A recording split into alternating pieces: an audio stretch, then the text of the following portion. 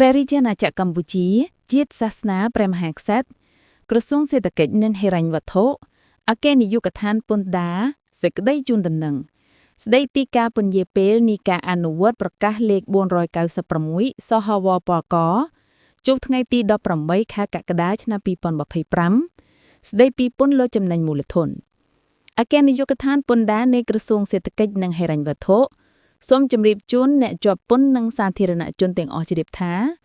អនុលោមតាមចំណាឯកភាពដ៏ខ្ពង់ខ្ពស់របស់សម្ដេចមហាបវរធិបតីហ៊ុនម៉ាណែត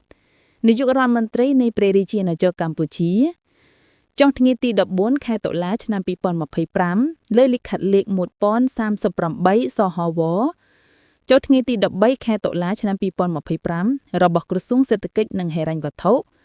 រាជរដ្ឋាភិបាលបានសម្រេចពន្យាពេលនៃការអនុវត្តប្រកាសលេខ496សហវប្រកចុងថ្ងៃទី18ខែកក្កដាឆ្នាំ2025ស្តីពីពន្ធលើចំណេញមូលធនរហូតដល់ថ្ងៃទី1ខែមករាឆ្នាំ2026ក្នុងន័យនេះពន្ធលើចំណេញមូលធនចំពោះទ្រព្យទាំង6ប្រភេទរួមមានផាតិសន្យាទ្រព្យវិនិយោគកិច្ចឈ្មោះអាជីវកម្មកម្មសិទ្ធិបញ្ញារូបិយប័ណ្ណបរទេសនិងអចលនទ្រព្យ